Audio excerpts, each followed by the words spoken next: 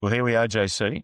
After weeks of meticulous planning, we've come to the very first episode of our footy podcast, NRL Offside, or to give it its full official title, at least before Peter Volandis and Andrew Abdo send us a copyright breach, NRL Offside, standing inside the 10 with footy's unusual suspects. And to mark this historic occasion, we're not easing in gently, no small talk, no bicycles, no tiger balm. Johnny, quick, let's put that encyclopedic football brain of yours to a bit of use. Give me your two favourite footy firsts. Okay. Can't go past 1997. Newcastle winning their first premiership. Joey to Darren Albert in the last seconds. Still gives me huge chills. And then more recently, 2015, first ever Golden Point Grand Final. JT nails the field goal and poor Benny Hunt drops the ball from the kickoff. That was quite brutal. The 97 Grand Final, without exaggeration, it's probably one of the most important moments in our game's history. Okay, on to mine. I'll admit at this point, I did have a bit of time to prepare. It's the home ground advantage here, mates. I did have some time to jot down my thoughts and order them a little bit. With that in mind, I don't think mine's going to be a surprise. You could probably pick this one quite easily, but I'm going to throw this quote at you, and I'm going to see if you can get it. Ding dong, the witch is dead. Let me think. Jack Gibson, Parramatta. That's right, mate. 1981, Parramatta's very first premiership after 34 years of futility. Did a little bit of research on this. And you know, John, that you and I are both very research orientated, but wooden spoons. I was just gobsmacked about this stat around wooden spoons. Over that period of time, over the 34 years, how many wooden spoons did we win? Oh, maybe 10 or so. Yeah, mate, good guess. It was 11. 11 wooden spoons. That is, the Mighty Eels, or the not-so-Mighty Eels over that period of time, brought home the timber cutlery one in every 3 years. But, mate, you know what? Wow. It didn't matter with that glorious end with Brett Kenny dummying Phil Sigsworth out of his boots and scoring at the Paddington end. The Eels fans, with all of that pent-up frustration, they celebrated with another great rugby league first. They burnt down Cumberland Oval. So it actually represents two firsts. The Eels' first title and the first time the fans of the premiership winning team destroyed their home ground in celebration. And, mate, to me, that's rugby league in a nutshell. Glory and madness in the same breath.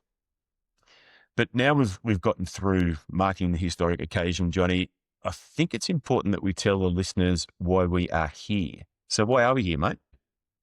Mate, it's pretty simple. We're two great mates, been mates for a long time, that have a genuine passion and probably obsession for rugby league. I think we can both talk about rugby league 24/7.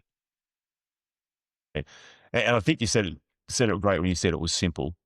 We just love rugby league. I mean, this is a game that's given us so much. It gave us the 89 grand final between Canberra and Balmain. Then it somehow topped it with 97. So we had the greatest game of all time in 89, and then a mere 8 years later, we got a game that was just as good. It's a game that gives you fury. We've got the Gordon Tallases, Terry Randall, Joe Tarpany.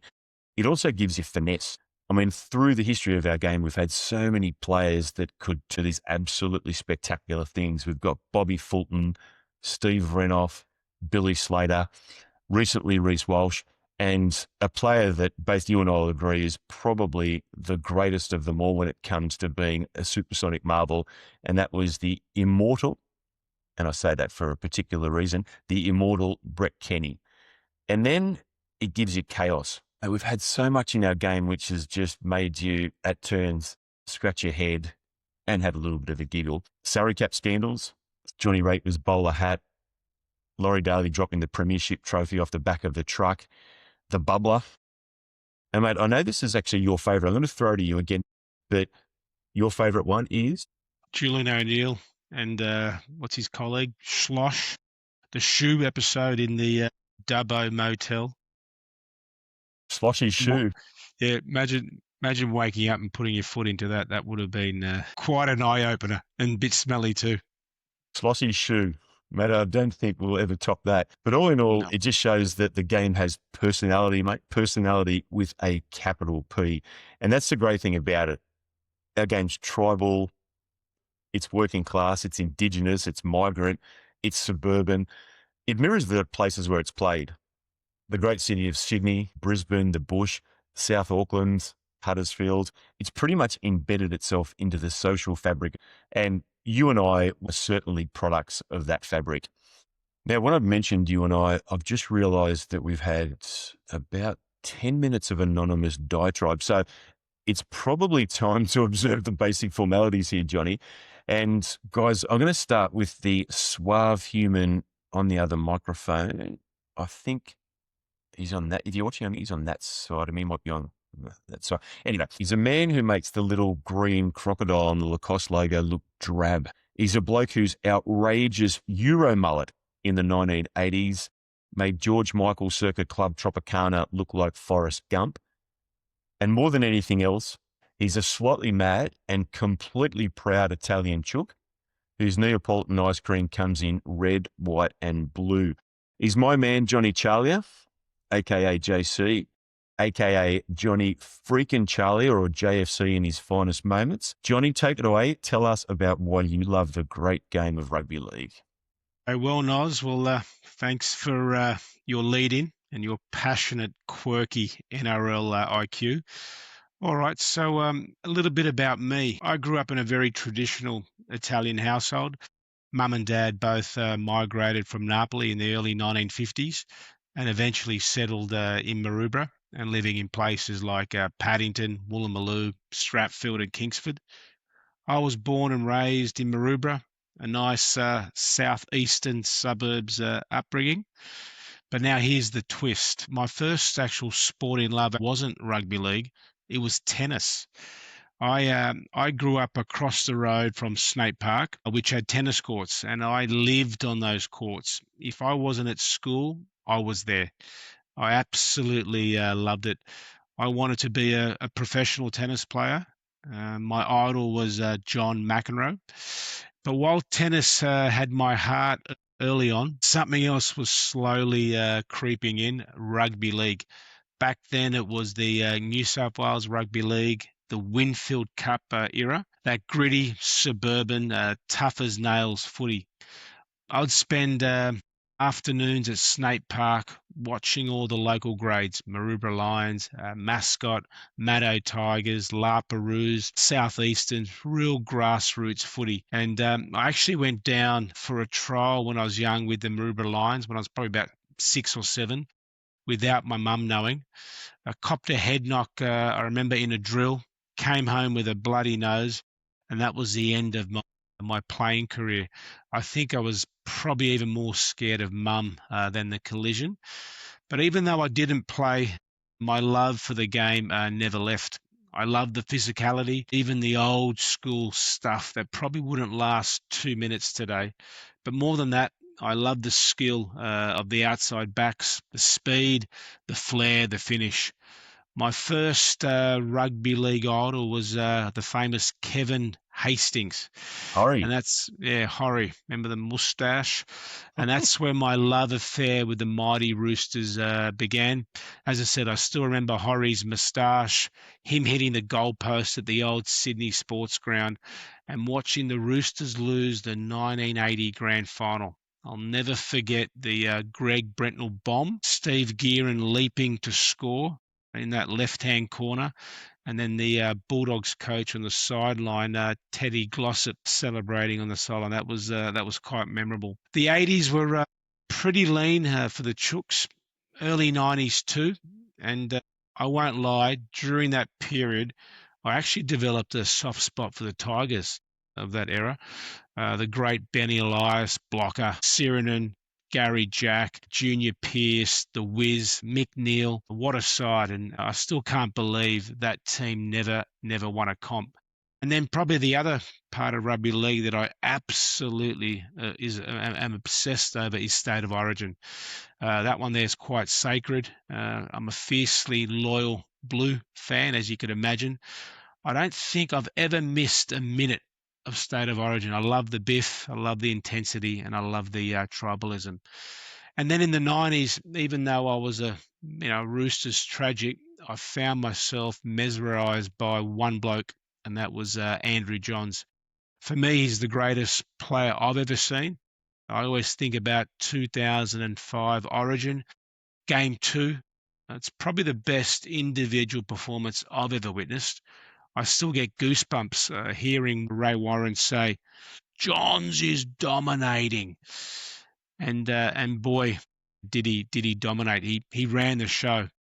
So as you can tell, I can talk about rugby league all day, especially the Roosters. I love that club and everything that it stands for. And I'm telling you now, I'm quietly confident that I think 2026 might be the year of the mighty Chooks. So that's a bit of background on me, mate. Mate, you've actually been saying that since about 1994. I think as you get to know Johnny, he's a couple of things. It's like he's the lead officer of the Nick Politis propaganda wing, but more than that, he's the Roosters dance mum. So he's at the back of the auditorium, mouthing all the words, doing all the movements, thinking his daughter's Britney Spears, even if she's a dancing elephant. But luckily for you, for the last 20 odd years, the Roosters have been the equivalent of Britney Spears. The dancing elephant, who do you reckon? West Tigers? Maybe it's been Parramatta. But now on to me. Now, there's no flowery intro, no florid words of description. I'm simply Noz. That's all you need to know, guys. And I can remember rugby league for as long as I can remember anything. So I have 3 early memories. The first one may sound a little bit overly sentimental, but just bear with me here. It's my mother's beautiful long blonde hair. The second one's AM radio in the backyard. And if you play me Right Back Where We Started From by Maxine Nightingale, I literally am right back where I started from at our semi in Avoca Street.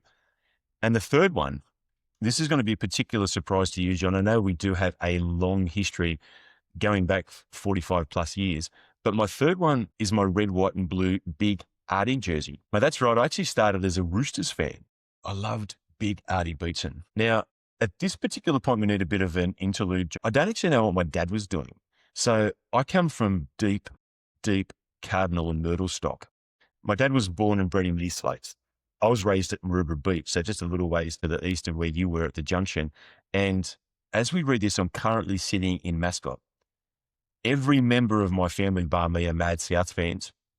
And yet here I was in the early 70s, my father's only son, running around not only in the colours of another team, but in the colours of the arch enemy. But the only thing I can actually think of is it was the 1970s where parents pretty much let their kids run around and do whatever they wanted to as long as the street lights weren't on. Obviously, the only thing my parents were worried about were vampires, but maybe they should have been more worried about their own son turning into a Roosters supporter. But mate, here the tale takes a twist. As happens when you're 3 years old, I had a growth spurt. I needed a new jersey. So Mum took me to the Best and Less in Mascot. And mate, there it was. The blue and gold jersey of the mighty Eels, and I was transfixed. And mate, that was it. 49 years and counting. There's been plenty of highs over that period of time. The first 10 years of supporting Parramatta was absolutely glorious. We had our early 80s dominance. Ray Price, Mick Cronin, Sterlo, Brett Kenny, Steve Ella, Eric Groth, Taylor Muggleton, Stan Jerd, Jeff Bugden. Mate, if you can wax lyrical about the Chooks and about rugby league in general, I could talk for hours about that phenomenal era. But I'm not going to lie, Johnny, it's been followed by 40 pretty tough years. The 2 lowlights were the 1998 prelim final. I can't even say it. I must have sublimated it somewhere, where we had 69 fantastic minutes of giving it to the Bulldogs and then 11 of the worst minutes you'll ever see. But the other one is the 2001 grand final, where statistically speaking, the greatest attacking team in the history of rugby league did an 08 Patriots and came out in the grand final and was beaten by Andrew Johns and Ben Kennedy masterclass. But mate, through all those years, I've just loved those infuriating bastards in the blue and gold. There's a couple of other elements to my love of rugby league. I played the game. You mentioned the fact that your mum was sensible. She saw you with a bloody nose and put the kibosh on that. Mate, my mum was actually from Moose Jaw, Saskatchewan. So she was an old ice hockey girl. She probably thought rugby league was a little bit soft. She was more than happy to have me run around. And I started with the mighty Morris Brothers Mustangs in Daceyville. So I went to school at St. Mick's, just used to totter across the road to training and then front up on the weekend to get a hiding from the likes of Terry Hill and Darryl Trindle and Jimmy Dimmick. I then went up to Marcelin College with your good self, switched over to another great club, the Mighty Brothers, played there for about 5 or 6 years, played at school as well. There was nothing spectacular about my career. It was just mateship. It was just mud. It was just going out there and having a great time. And now I've done a sort of back of the envelope calculation. I probably spend about 47% of my waking hours on NRL related activity. But mate, with all that in mind, here's why I really love rugby league. It's the only game where you get 6 tackles. That's all, you get 6 tackles. So you've got a finite opportunity. There's chaos. There's tumult pressing in on all sides, and you have to do something, or otherwise you just hand it over. Life moves on. Now what we're going to do, John, we're going to go on to where we came together and why we're here at this particular moment. So, mate, let us know. What's our shared history? Think about this, Noz. I've calculated that we've known each other for about 45 years, actually starting at Little Athletics, little A's as we used to call it, Randwick Botany. Remember the old famous Hensley Athletics field? Great times. And then more recently, we sort of rekindled our friendship a few years ago when somebody started a WhatsApp chat group for our school year. And it's probably fair to say that about 97% of that chat is NRL oriented. And I'm probably guilty to say I'm the most prolific poster boy on that particular chat group.